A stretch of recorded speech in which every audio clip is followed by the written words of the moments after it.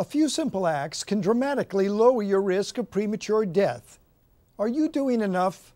Stay tuned for Health Politics.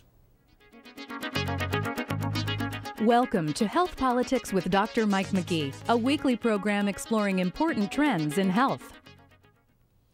Injuries are a part of daily life for most of us, an inconvenience more than anything else. We might stub a toe, cut a finger while preparing a meal, or sprain an ankle playing sports. But beneath all these minor mishaps is a much bigger story. It turns out that overall, injuries are taking a much higher toll on our society than we realize. Americans suffer 50 million injuries each year, costing us $117 billion in medical fees and 150,000 deaths. Most of us had no clue that injuries are the leading cause of death for people under the age of 45. Dr. Julie Gerberding, director of the Centers for Disease Control and Prevention, put it this way, quotes, "The medical costs associated with injuries are staggering, but it's just the tip of the iceberg. When we add in productivity losses, decreased quality of life, and the emotional toll that injuries and disabilities have on our families, the problem is enormous." What makes these numbers worth examining and thinking about is the fact that the toll from injuries doesn't have to be so enormous. While most Americans are convinced that accidents will happen and think the words accident and injury are interchangeable, they're not the same. The word accident suggests a random or chance event that is neither predictable nor preventable, while most injuries result from circumstances that are very much in our control. Injuries are, for the most part, highly predictable and highly preventable. These distinctions are important to public health professionals. If many Americans don't realize that injuries are predictable and preventable, how can we ever adequately curtail this sizable public health issue? The key, they say, is education about injury prevention. Without it, injuries will remain a significant cause of premature death. And some are taking steps to help us better understand and protect ourselves and our families. One such group is Research America, a nonprofit health advocacy alliance that is involved in a range of outreach initiatives to raise awareness of injury as an important part of public health. The organization's bottom line is that the tools are available to help us prevent injuries. We just need to start using them. Mary Woolley, the Alliance's president, says, quotes, "Thanks to research, we know so much more now about the causes of and ways to prevent injury-related deaths and disabilities in younger Americans." What exactly are the tools that will help us get at this problem? The key, all advocates agree, is to build awareness and then move to prevention through modifications in human behavior. It's a journey that individuals and society must take, from injury at one end of the spectrum to safety at the opposite end. The journey begins with the realization that most of the death and disability related to injuries have recognizable causes and mechanisms that are well known and could have been prevented.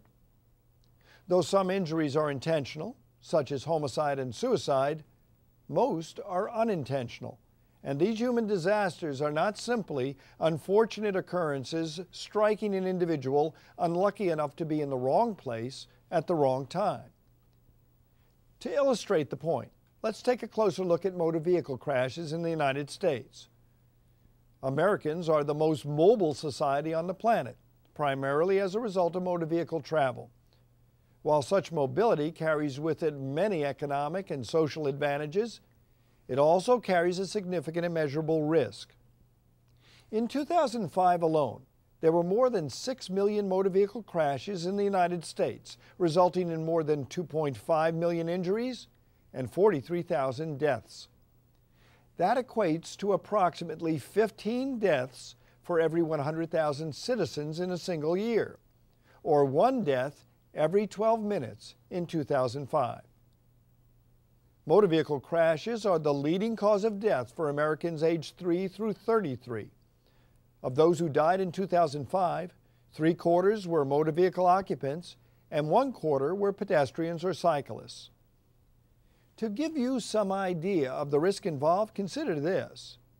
Your yearly risk of being hit by lightning is 1 in 6.2 million, while your yearly risk of death in an automobile crash is approximately 1 in 8,000.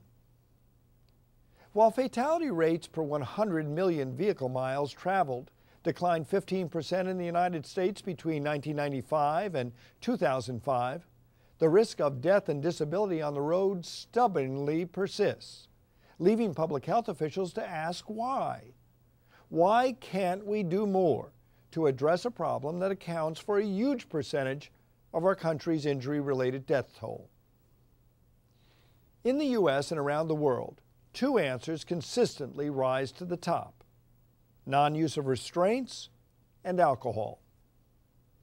As trauma specialists Barry Pless and Brent Hagel put it, quotes, "The use of child safety seats, safety belts, and a reduction of alcohol-impaired driving, behaviors identified as among the most important to reduce motor vehicle occupant injuries and deaths, still falls well short of the mark worldwide."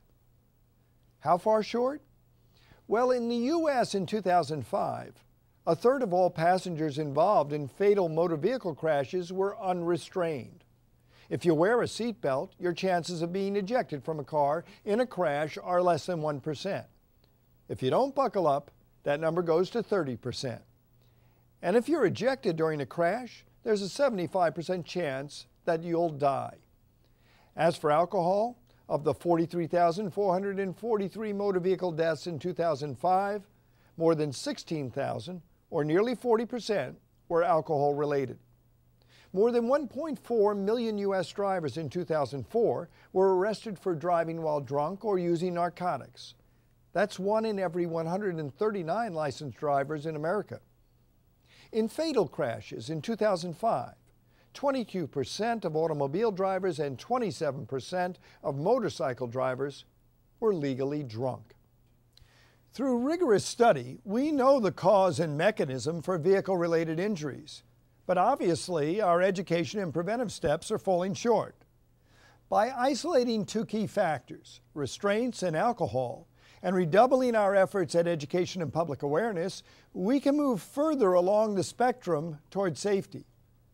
Now, the same holds true for any number of other issues. We know, for example, that bicycle helmets dramatically lower injury rates. And usage of helmets has increased from 1% of children in 1989 to somewhere between 15 and 25% today. But that leaves as many as 75 to 85% of children still at risk. According to the National Fire Protection Association, smoke alarms cut the risk of dying in a house fire in half. And yet, 16,000 fire-related deaths and injuries occurred in 2005, with the majority of deaths occurring in homes without smoke alarms or without working smoke alarms. So an easy fix like installing such a device or replacing the batteries could make a huge difference in lowering our fire-related injury burden. Falls are the leading cause of injuries among seniors, affecting thousands each year.